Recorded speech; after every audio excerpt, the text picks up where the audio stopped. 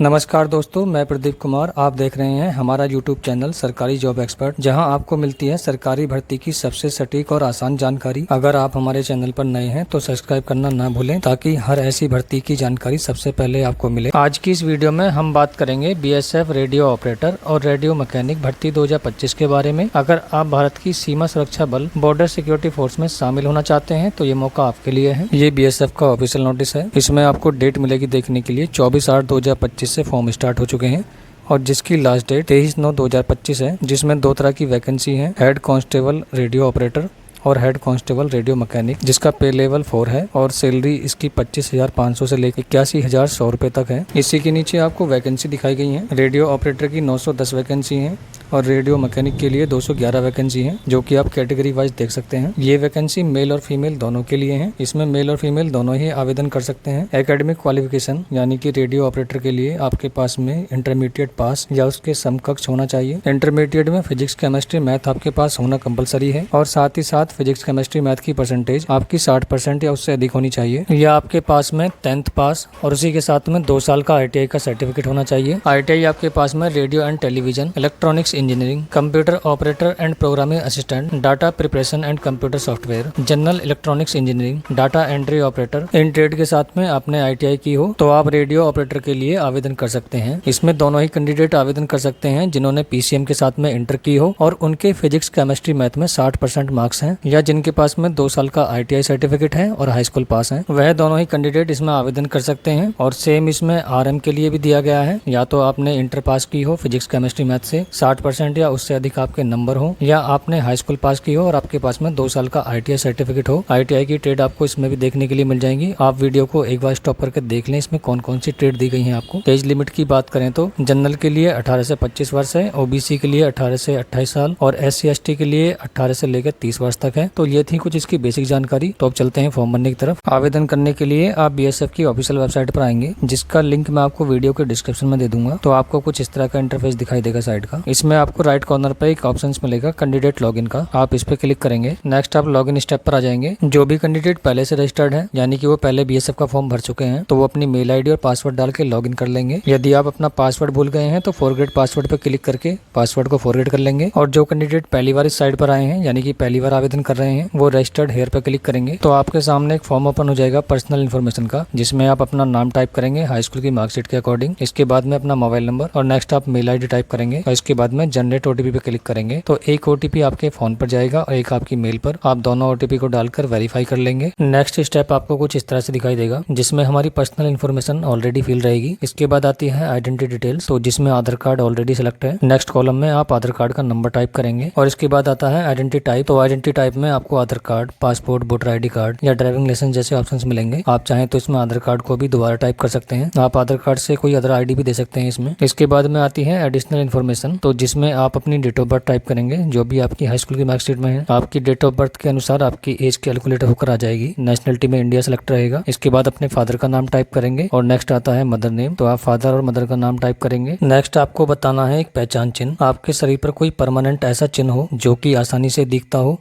जैसे कि फेस पर, हाथ पर, पैर पर कोई तिल का या चोट का निशान। नेक्स्ट आता है आपका जेंडर, तो आप अपना जेंडर सेलेक्ट करेंगे, आप जो भी हैं मेल या फीमेल। इसके बाद में अपना मैरिटल स्टेटस बताएंगे, मैरिड या अनमैरिड। नेक्स्ट आती है डोमिसाइल डिटेल्स, तो इसमें आपसे पूछा गया है do you have domicile certificate. आपके पास में डोमिसाइल सर्टिफिकेट है तो आप इसको यस करेंगे और इसके बाद में आप राज्य बताएंगे कि आपका डोमिसाइल सर्टिफिकेट किस राज्य से इशू किया गया है। इसके बाद में डोमिसाइल का नंबर आपको टाइप करना है। डोमिसाइल सर्टिफिकेट के बाद में आती है कैटेगरी रिजर्वेशन, तो इसमें आप अपना धर्म बताएंगे, आप जिस भी धर्म से बिलोंग करते हैं। नेक्स्ट आपको कैटेगरी बतानी है अपनी, अगर आप SC ST या OBC से आते हैं तो आप अपनी जाति का नंबर टाइप करेंगे और इसके बाद में जारी करने वाले राज्य का नाम लिखेंगे, आपका सर्टिफिकेट किस राज्य से इशू हुआ है। इसके बाद में जिले का नाम लिखेंगे और नेक्स्ट आपको बताना है कि आपका सर्टिफिकेट किसके द्वारा जारी किया गया है और इसके बाद में इशू डेट लिखेंगे, आपके सर्टिफिकेट पर मेंशन होती है। नेक्स्ट आता है भर्ती का तरीका, तो इसमें अगर आप एक्स सर्विसमैन वगैरह हैं, BSF से हैं या डिपार्टमेंटल हैं तो आप इन कैटेगरी को सिलेक्ट कर सकते हैं। यदि आप इनमें से कुछ नहीं है तो आप डायरेक्ट एंट्री वाले को सिलेक्ट करेंगे। नेक्स्ट आता है सब कैटेगरी। तो हमने कोई भी ऑप्शंस को ऊपर यस नहीं किया है तो ये नीचे सब नो ही रहेंगे। क्या आप भूतपूर्व सैनिक हैं? अगर हम ऊपर इसको यस करते तो यहाँ पर यस का हमें ऑप्शंस मिलता देखने के लिए, लेकिन ये अभी सब नो रहेंगे। तो इन तीनों को आप नो ही रहने दें और इसके बाद में सेव एंड नेक्स्ट करें। इसके बाद में स्टेप आता है परमानेंट एड्रेस का। तो आप इस बॉक्स में अपना परमानेंट एड्रेस टाइप करें, जो भी आपका एड्रेस है। इसके बाद में अपना पिन कोड डालेंगे। नेक्स्ट आप अपना स्टेट सेलेक्ट करेंगे, आपका जो भी स्टेट है। इसके बाद में अपना जिला सेलेक्ट करेंगे और इसके बाद में अगर आप गाँव में रहते हैं तो विलेज का नाम लिखें, अगर आप शहर में रहते हैं तो अपनी सिटी का नाम डालेंगे। नेक्स्ट आता है पुलिस स्टेशन। तो आपका जो भी पुलिस स्टेशन है आप उसको टाइप करें। इसके बाद में पोस्ट ऑफिस का नाम लिखें और इसके बाद में तहसील का। तो ये सब चीजें फिल करने के बाद में नेक्स्ट स्टेप आता है कॉरेस्पोंडेंस एड्रेस का। अगर आपका परमानेंट और कॉरेस्पोंडेंस एड्रेस सेम है तो आप इस चेकबॉक्स को टिक कर दें, आपका एड्रेस नीचे भी फिल हो जाएगा और इसके बाद में सेव एंड नेक्स्ट कर दें। नेक्स्ट स्टेप आता है आपका क्वालिफिकेशन डिटेल्स का। तो जिसमें आप अपनी क्वालिफिकेशन को ऐड करेंगे। तो इसमें क्वालिफिकेशन टाइप में आप सबसे पहले हाई स्कूल को सिलेक्ट करेंगे, एसएससी मैट्रिक हाई स्कूल। इसके बाद में हाई स्कूल का सर्टिफिकेट नंबर डालेंगे और नेक्स्ट आप पासिंग ईयर डालेंगे, आपने कौन से सन में पास किया हाई स्कूल। और इसके बाद में आप अपना राज्य सेलेक्ट करेंगे, आपने जिस भी राज्य से पास की है। और इसके बाद में आता है बोर्ड का नाम। तो आपने जिस भी बोर्ड से पास की है आप उस बोर्ड को डालेंगे। हमारा स्टेट बोर्ड है, मैं स्टेट बोर्ड को सिलेक्ट कर लेता हूँ, आप इसको ऐड कर देंगे। तो ये हमारी हाई स्कूल की डिटेल्स ऐड हो गई है। इसके बाद में हम इंटर की डिटेल्स को ऐड करेंगे। तो इसी के नीचे आपको इंटरमीडिएट का ऑप्शन मिलेगा, आप इसको सिलेक्ट करेंगे। इसके बाद में सर्टिफिकेट नंबर डालेंगे, नेक्स्ट पासिंग ईयर डालेंगे। इसके बाद में राज्य को सिलेक्ट करेंगे और इसके बाद में बोर्ड का नाम और इसको भी ऐड कर देंगे। तो ये हमारा हाई स्कूल और इंटर का दोनों का डाटा सेव हो गया है। इसके बाद में अगर किसी कैंडिडेट के पास में आईटीआई का सर्टिफिकेट है या उसके पास कोई अदर क्वालिफिकेशन है तो आप उसको भी ऐड कर लेंगे। जैसे मैं इसमें आईटीआई को ऐड कर लेता हूँ। तो आईटीआई को सिलेक्ट करेंगे, इसके बाद में सर्टिफिकेट नंबर डालेंगे आईटीआई का, इसके बाद में पासिंग ईयर डालेंगे और इसके बाद में स्टेट बताना है आपको किस स्टेट से पास की है। और नेक्स्ट आता है बोर्ड का नाम। तो इसके बाद में आप बोर्ड का नाम टाइप करेंगे, आपने जिस भी बोर्ड से आईटीआई की है। अगर इसमें बोर्ड का नाम नहीं मिलता है तो आप इसमें अदर सेलेक्ट करेंगे। ये सभी चीजें फिल करने के बाद में आप इसको भी ऐड कर देंगे। अब हमने हाई स्कूल, इंटर और आईटीआई तीनों को ऐड कर लिया है। अगर आप इसमें कुछ और ऐड करना चाहते हैं तो कर सकते हैं, नहीं तो आप इसको नेक्स्ट कर देंगे। नेक्स्ट आता है वर्क एक्सपीरियंस। यदि आपके पास कोई एक्सपीरियंस है तो आप इसमें यस करेंगे और इसके बाद में एक्सपीरियंस की जानकारी देंगे। और यदि आपके पास कोई एक्सपीरियंस नहीं है तो आप इसको नो कर देंगे और इसके बाद में आप नेक्स्ट करेंगे। अब इसके बाद में अगला स्टेप आता है डॉक्यूमेंट अपलोड करने का, जिसमें आपको सबसे पहला डॉक्यूमेंट अपलोड करना है अपना पासपोर्ट साइज फोटो। इसके बाद में सिग्नेचर अपलोड करने हैं आपको, हाई स्कूल की मार्कशीट को अपलोड करना है, इंटर क्लास को ऐड करना है और इसके बाद में आईटीआई की मार्कशीट को अपलोड करना है। और अगर आप SC ST या OBC से हैं या EWS से हैं तो आपको अपना जाति प्रमाण पत्र या EWS अपलोड करना है। साइज इसमें आपको दिया गया है, फोटो का साइज 30 KB से लेकर 100 KB के बीच, सिग्नेचर का साइज 20 KB से 50 KB और जितने भी क्वालिफिकेशन सर्टिफिकेट हैं उनका साइज 30 KB से लेकर 100 KB के बीच रहेगा। फॉर्मेट JPG, PDF, PNG कोई भी चल जाएगा। और यदि आपने एक्सपीरियंस को ऐड किया है तो आपको सभी एक्सपीरियंस की एक ही PDF बनानी है। तो आप इन सभी डॉक्यूमेंट को अपलोड कर लें। तो मैंने अपने सभी डॉक्यूमेंट को अपलोड कर लिया है। इसके बाद में आप इस डिक्लेरेशन को टिक करेंगे और इसके बाद में सेव एंड नेक्स्ट करेंगे। अब आपके सामने एक गाइडलाइंस ओपन हो जाएगी, आप इसको क्लोज कर देंगे। अब हमारी प्रोफाइल कंप्लीट हो गई है। अब हमको पोस्ट अप्लाई करनी है तो उसके लिए आपको एक ऑप्शन मिलेगा ऊपर, रिक्रूटमेंट ओपनिंग, आप इस पे क्लिक करेंगे तो आप सबसे नीचे आ जाएंगे करंट रिक्रूटमेंट ओपनिंग में। इसमें आपको इस समय एक ही वैकेंसी लाइव है, group C head constable, radio operator and radio mechanic. इसी के सामने आपको एक अप्लाई बटन मिलेगा, आप इस पे क्लिक करेंगे। इसके बाद में ऑप्शन आता है पोस्ट अप्लाई करने का। तो इसमें आपको 2 पोस्ट दी गई हैं, एक रेडियो ऑपरेटर और दूसरी रेडियो मैकेनिक। इसमें आपको एक ऑप्शन मिलेगा बोथ का। अगर आप दोनों पोस्ट के लिए अप्लाई करना चाहते हैं तो फर्स्ट वाले को सिलेक्ट करें और इसके बाद में पोस्ट का प्रेफरेंस दें। आप पहले रेडियो ऑपरेटर को रखना चाहते हैं या रेडियो मैकेनिक को। अब इसके बाद में आती है मिनिमम क्वालिफिकेशन, या तो आपने इंटर क्लास पास की हो PCM के साथ और जिसमें आपके फिजिक्स, केमिस्ट्री, मैथ के मिला के नंबर 60% या उससे अधिक होने चाहिए। यदि आपने इंटर क्लास PCM के साथ में की है तो आप इस ऑप्शन को यस करें। और इसके बाद में सेकंड ऑप्शन आता है हाई स्कूल प्लस ITI का। अगर आपके पास में ITI नहीं है तो आप इसको नो कर दें। इसके बाद में तीसरा ऑप्शन आता है क्या आपके PCM में 60% मार्क्स हैं। अगर आपने 12th पास को सिलेक्ट किया है तो आपको इसमें यस ही करना होगा और इसमें आपको नंबर देने होंगे। जैसे मान लीजिए मैं एग्जाम्पल के तौर पर इसमें टाइप कर देता हूँ। इसमें आपको सबसे पहले फिजिक्स के नंबर डालने हैं, इसके बाद में केमिस्ट्री